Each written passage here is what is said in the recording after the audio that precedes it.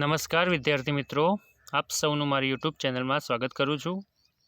મિત્રો આજે આપણે આજના લેક્ચરમાં આપણે જે ઇંગ્લિશ સ્ટાન્ડર્ડ 10માં ઇંગ્લિશ સબ્જેક્ટમાં આપણે જે છઠ્ઠો યુનિટ દેખી રહ્યા છીએ જેનું નામ છે આઈ લવ યુ ટીચર, એ છઠ્ઠા યુનિટનું આજે આપણે બીજું વિડીયો લેક્ચર જોઈશું. મિત્રો, જો તમે અગાઉનું લેક્ચર 1 ન જોયું હોય, part 1 I love you teacher પાઠનું જે પાર્ટ 1 છે એ જો તમે ન જોયો હોય તો આ વિડીયો જોતાં પહેલાં તમે સૌથી પહેલાં તો તમારે પાર્ટ 1 જોવાનો છે, એના પછી જ આ પાર્ટ 2 વિડીયો તમારે જોવાનો છે. તો આ પાઠમાં શરૂઆત કરીએ આજના લેક્ચરમાં. તો આપણે આગળ શું જોઈ ચૂક્યા છીએ એની થોડીક આંશિક માહિતી જોઈ લઈએ કે આગળનું થોડુંક તાજા થઈ જાય. તો આપણે શું જોયું હતું કે હેલન કેલર એ આંધળા અને બહેરા થઈ જાય છે બહુ જ નાની ઉંમરમાં. પછી શું થાય છે કે ભાઈ નાની ઉંમરમાં આંધળા અને બહેરા થવાથી તે બોલી શકતા નથી, એટલે શું થાય છે કે એમના માતા પિતા બહુ જ દુઃખી હોય છે. પછી એમને એક ટીચર મળે છે, મિસ સુલેવાન, કે જે આંધળા અને બહેરાઓના શિક્ષક હોય છે. એને હેલનની લાઈફ બદલી નાખે છે. ઓકે, તો આ સ્ટોરી છે, આજે અહીંયા પાઠ આપ્યો છે, એ પાઠ હેલન કેલરે પોતાના શબ્દોમાં લખેલો છે. એ અહીંયા આપણે આપવામાં આવ્યો છે કે હેલન કેલરની લાઈફમાં એમના ટીચર ક્યારે આવે છે. તો તમારે યાદ રાખવાનું છે કે 7 યર, એ 7 વર્ષના હતા ત્યારે એમના શિક્ષક જે એન સુલેવાન છે એ એમની જિંદગીમાં આવે છે અને એના આખા જ લાઈફ ચેન્જ કરી નાખે છે. બીજું, અગાઉના લેક્ચરમાં જે જોયા હતા એમાંથી સૌથી મહત્ત્વનું વસ્તુ છે જે પરીક્ષામાં પૂછાઈ શકે કે ભાઈ સૌથી પહેલો શબ્દ હેલન કેલરે કયો શીખ્યો હતો. પરીક્ષામાં બોર્ડની એક્ઝામમાં ઘણીવાર પૂછાઈ ગયો છે અને પૂછાઈ શકે પણ છે કે સૌથી પહેલાં કયો શબ્દ શીખ્યા હતા. ડોલનો સ્પેલિંગ શીખ્યા હતા. એટલે કે એક હાથમાં ડોલ આપી હતી અને બીજા હાથમાં કંઈક જે એન સુલેવાન છે એ કંઈક હલનચલન કરતા હતા, આંગળી ફેરવતા હતા, તો એટલે એમને ડોલનો સ્પેલિંગ લખતા હતા. તો આવી રીતે એને ડોલનો સ્પેલિંગ આવડી જાય છે. ઓકે, તો પહેલો સ્પેલિંગ હોય તો આપણે જવાબમાં ડોલ લખવાનું છે. ક્લિયર? એના પછી શું જોયું હતું જે મહત્ત્વનું છે, કે બીજો સ્પેલિંગ કયો શીખ્યા હતા. તો કે બીજો સ્પેલિંગ વોટરનો શીખ્યા હતા. પહેલો સ્પેલિંગ ડોલનો, બીજો સ્પેલિંગ વોટરનો. વોટરનો સ્પેલિંગ કેવી રીતે શીખ્યા હતા? એનો જે એક હાથ હતો એ ચાલુ પાણીના નળની નીચે રાખી દેતા હતા અને બીજા હાથની અંદર WATER વોટરનો સ્પેલિંગ લખતા હતા. આવી રીતે એ દરેક વસ્તુને અડકીને અલગ અલગ સ્પેલિંગો શીખતા હતા. ઓકે, તો હવે આપણે આ પાઠ આજના લેક્ચરની શરૂઆત કરીએ. તો જોઈએ હવે આજના લેક્ચરનું કે the second stage of learning was more difficult. The second stage, જે પહેલાં અગાઉ જોઈ ચૂક્યા છો એ ફર્સ્ટ સ્ટેજ હતો, પહેલો તબક્કો હતો, અને અહીંયા સેકન્ડ સ્ટેજ છે એટલે કે બીજો તબક્કો ઓફ લર્નિંગ એટલે કે શીખવાનો અથવા તો શિક્ષણનો વોઝ મોર ડિફિકલ્ટ. ડિફિકલ્ટ એટલે મુશ્કેલ, કે ભણવાનો શિક્ષણનો જે બીજો તબક્કો હતો એ ખૂબ જ મુશ્કેલ, ખૂબ જ અઘરો હતો. It was also based on the sense of touch. Sense of touch એટલે કે સ્પર્શેન્દ્રિય. ગુજરાતીમાં કેવું હોય તો સ્પર્શેન્દ્રિય એટલે કે અડવાથી. એટલે કે જે બીજો તબક્કો હતો એ સ્પર્શેન્દ્રિય ઉપર આધારિત હતો. કેવી રીતે હતો એ આપણે આગળ જોઈએ. Miss Sullivan wood speak a word.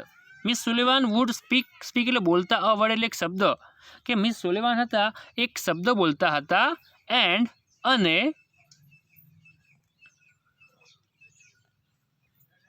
કે મિસ સુલેવાન એક શબ્દ બોલતા હતા અને આસ્ક મી, મને કહેતા હતા to touch her lips and throat slowly. કે ટચ એટલે અડકવું, હર લિપ્સ એટલે એમના હોઠ, એન્ડ થ્રોટ એટલે એમનું ગળું, સ્લોલી કે ધીમેથી.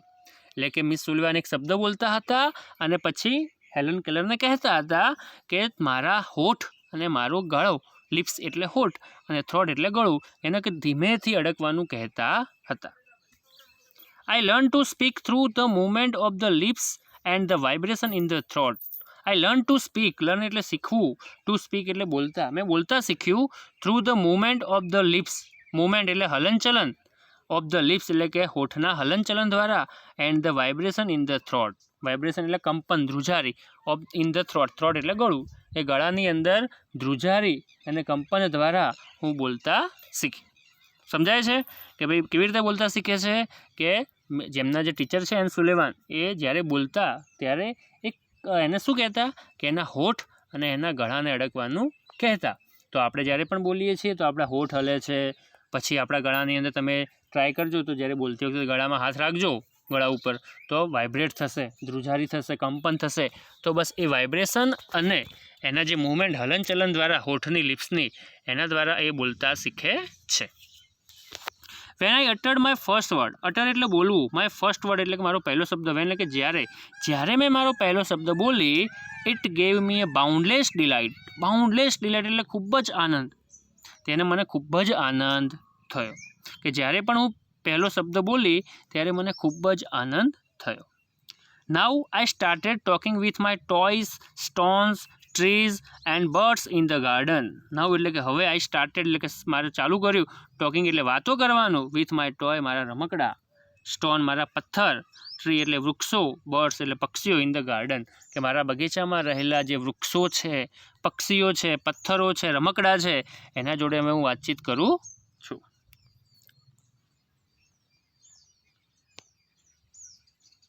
I felt amazed and delighted as my sister ran to me when I called her and my dog obeyed my command. શું કહે છે? I felt amazed. Amazed એટલે આશ્ચર્ય, મને બહુ જ આશ્ચર્ય થતું. એન્ડ ડિલાઇટ એટલે આનંદ, મને ખૂબ જ આશ્ચર્ય અને આનંદ થતું. કેમ થતું? As my sister ran to me when I called her, કે વેન આઈ કોલ્ડ હર કે જ્યારે હું મારી સિસ્ટરને બોલાવતી હતી એ રેન ટુ મી મારી તરફ દોડી આવતી. કે જ્યારે હું મારા સિસ્ટર મારી બહેનને બોલાવતી હતી ત્યારે મારી બહેન મારા અવાજ સાંભળીને દોડી આવતી હતી. And my dog obey my command, my dog મારું જે કૂતરું છે, ઓબે એટલે પાલન કરતો હતો, માય કમાન્ડ મારા આદેશનું પણ પાલન કરતો હતો. આ જોઈને મને કે બહુ જ આશ્ચર્ય અને બહુ જ ખુશી થતી હતી. I was able to speak, હું બોલી શકતી હતી. આઈ વોઝ એબલ, બોલતા સક્ષમ થઈ ગઈ છું, હું હવે બોલી શકતી હતી. It was a miracle, miracle એટલે ચમત્કાર, કે આ તો કે ચમત્કાર થઈ ગયો. સમજાય છે કે એને બોલતા પણ નહોતું આવડતું. કેમ નહોતું આવડતું? કેમ કે એ આંધળી અને બહેરી હતી, એના કારણે એને ખબર નથી પડતી કે ભાઈ અવાજ જેવી પણ વસ્તુ હોય છે, આ રીતના બોલાય પણ છે, આની આવી વસ્તુનું નામ પણ છે. હા, આંધળા અને બહેરા હોવાથી તમને ખબર પડે નહીં. તો એના જીવનમાં ઇન્સુલેવાન આવે છે, એને એની આખી લાઈફ બદલી નાખે છે. એટલે જ તો આ પાઠનું ટાઇટલ આપ્યું છે આઈ લવ યુ ટીચર, હું તમને ચાહું છું. હા, શિક્ષક ટીચર. તો છેલ્લે શું થાય છે? એ બોલતા શીખી જાય છે અને એક ચમત્કાર થયો એની જિંદગીમાં. ઓકે, આ પેરેગ્રાફમાં ખબર પડી. ચલો નેક્સ્ટ પેરેગ્રાફમાં જઈએ.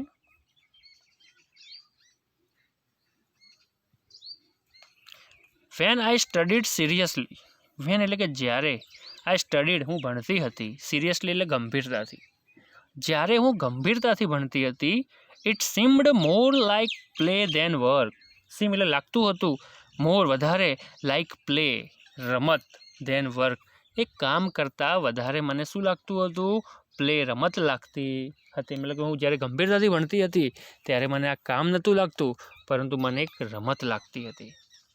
વેન એવર એનીથિંગ ડિલાઇટેડ ઓર ઇન્ટરેસ્ટેડ મી, વેન એવર કંઈ પણ, એનીથિંગ કે કોઈ પણ વસ્તુ, ડિલાઇટ આનંદ થતું, એન્ડ ઇન્ટરેસ્ટેડ ટુ મી મતલબ કે મને રસ પડતો, મતલબ કે કોઈ પણ વસ્તુમાં મને આનંદ, ખુશી અથવા તો મને રસ પડતો હતો. Miss Sullivan would talk about that as if she were a little girl herself. Miss Sullivan would talk એટલે બોલતા હતા, એબાઉટ એના વિશે, ધેટ કે as if she were a little girl કે તે એક નાની છોકરી હોય એવી રીતે મારી જોડે વાત કરતા હતા. મતલબ કે મને કોઈ વસ્તુમાં આનંદ થાય, મને કોઈ વસ્તુમાં ખુશી થાય, રસ પડે તો જે મિસ સુલેવાન હતા એ શું કરતા હતા? એને જાણે એક નાના બાળક, જાણે એક નાની છોકરી હોય ખુદ જ એવી રીતે કે મારી જોડે વાતો કરતા હતા. She taught subject like science by making it so interesting that I remember everything. She taught subject like science, science એટલે કે વિજ્ઞાન, વિજ્ઞાન જેવા વિષય, taught એટલે શીખવ્યા હતા, by making it so interesting એટલું રસપ્રદ બનાવીને અમને વિજ્ઞાન જેવા વિષય શીખવ્યા હતા. ધેટ આઈ રિમેમ્બર એવરીથિંગ, મને દરેક વસ્તુ, મને દરેક બાબત મને યાદ રહેતી હતી. ઓકે, સમજાય છે કે વિજ્ઞાન જેવા અઘરા વિષયને પણ એટલો રસપ્રદ બનાવીને ભણાવતા હતા કે એમને બધું જ યાદ રહી જતું હતું. રિમેમ્બર એટલે કે યાદ રહેવું, એવરીથિંગ એટલે દરેક વસ્તુ મને યાદ રહી જતી હતી. તો ઓકે, આટલા સુધી પડી ખબર તમને? હવે આપણે આગળ જોઈએ, આગળનો પેરેગ્રાફ. ફાઇનલી, છેવટે, માય ટીચર, મારા જે શિક્ષક છે, began teaching me to read. કે finally my teacher began teaching me to read. કે છેવટે મારા શિક્ષક, બિગન એટલે શરૂ કર્યું, ટીચિંગ એટલે ભણાવવાનું, મી એટલે મને, ટુ રીડ એટલે વાંચતા. કે છેવટે મારા શિક્ષક મને વાંચતા શીખવાડવાનું શરૂ કર્યું. I first read Ray's letter and later on read with Braille. I first read Ray's letter. Ray's એટલે ઉપસેલા, ઓકે, Ray's એટલે ઉપસેલા, લેટર એટલે શબ્દો. કે મેં સૌથી પહેલાં ઉપસેલા શબ્દો વાંચવાનું શરૂ કર્યું, મતલબ કે ઉપસેલા અક્ષરો વાંચ્યા. અને લેટર ઓન રીડ વિથ બ્રેલી, અને બ્રેન લિપિમાં પછી મેં વાંચ્યું. તમે જાણો છો કે આંધળા લોકો માટે વાંચવા માટે બ્રેન લિપિનો આવિષ્કાર થયો છે. બ્રેન લિપિ દ્વારા આંધળા વ્યક્તિઓ વાંચી શકે છે. તો શું કહે છે કે મારા શિક્ષકે મને છેવટે વાંચવાનું શીખવવાનું શરૂ કર્યું. એમાં સૌથી પહેલાં એ ઉપસેલા શબ્દો વાંચે છે અને એના પછી બ્રેન લિપિમાં વાંચે છે. I learn to write with both ordinary as well as Braille typewriter. I learn to write, મને લખતા પણ મેં શીખ્યું હતું. વિથ બોથ એટલે બંને, ઓર્ડિનરી એટલે કે સાદું, and as well as Braille typewriter, અને બ્રેનનું જે બ્રેઇલી ટાઈપરાઇટર આવે છે એમાં, અને સાદી રીતે, બંને રીતે મેં લખતા પણ શીખી. I was well on my path to becoming a well-educated person. મતલબ કે સુશિક્ષિત વ્યક્તિ, એક સારું શિક્ષણ પામેલી વ્યક્તિ, કે સુશિક્ષિત વ્યક્તિ બનવા માટે મારા રસ્તા ઉપર હું બહુ જ સારી હતી. પાથ એટલે રસ્તો, એ વેલ એટલે બહુ જ સારી હતી. હું મારા એ સુશિક્ષિત વ્યક્તિ તરીકે બનવા માટે મારા રસ્તા ઉપર હું ખૂબ જ અભ્યાસમાં ખૂબ જ સારી હતી. I was provided all the possible opportunities to develop my abilities and I made the maximum use of them. શું કહે છે? I was provided all the possible opportunity. Provide એટલે પૂરું પાડવું, પ્રોવાઈડ એટલે આપવું, પૂરું પાડવું. પોસિબલ એટલે શક્ય, ઓપોર્ચ્યુનિટીઝ એટલે તકો, કે મને બધી જ શક્ય હોય એટલી બધી જ તકો મને આપવામાં આવતી હતી. ટુ ડેવલપ માય એબિલિટી, શાના માટે? ટુ ડેવલપ, વિકસિત કરવા. એબિલિટી ક્ષમતા, મારી ક્ષમતાને વિકસિત કરવા માટે મને પોસિબલ એટલી શક્ય હોય બધી જ મને તકો આપવામાં આવતી હતી. And I made the maximum use of them. I made the maximum, વધુમાં વધુ, મહત્તમ ઉપયોગ હું એનો કરતી હતી, કે મને આપવામાં આવતી બધી જ તકોનો હું મહત્તમ ઉપયોગ કરતી હતી, કે વધુમાં વધુ હું એનો ઉપયોગ કરતી હતી. અહીંયા આપણે શું થાય છે કે આપણને બધી જ ફેસિલિટી આપવામાં આવે તેમ છતાં પણ ઘણા વિદ્યાર્થીઓ ભણવામાં ધ્યાન રાખતા ન હતા. એસીનો રૂમ હોય, કે પછી સરસ ક્લાસરૂમ હોય, સરસ મોટી સ્કૂલ હોય, બહુ જ સરસ શિક્ષણ આપવામાં આવતું હોય, તેમ છતાં પણ ઘણા વિદ્યાર્થીઓ ધ્યાન આપતા નથી. બધી જ ફેસિલિટી આપવામાં આવે છે તેમ છતાં પણ ધ્યાન આપવામાં આવતી નથી. પરંતુ આ જે હેલન કેલર છે એને જેટલી પણ તકો પૂરી પાડવામાં આવતી હતી એ બધી જ તકોનો હેલન કેલર બહુ જ સરસ રીતે એનો ઉપયોગ કરતી હતી અને મહત્તમ ઉપયોગ કરતી હતી.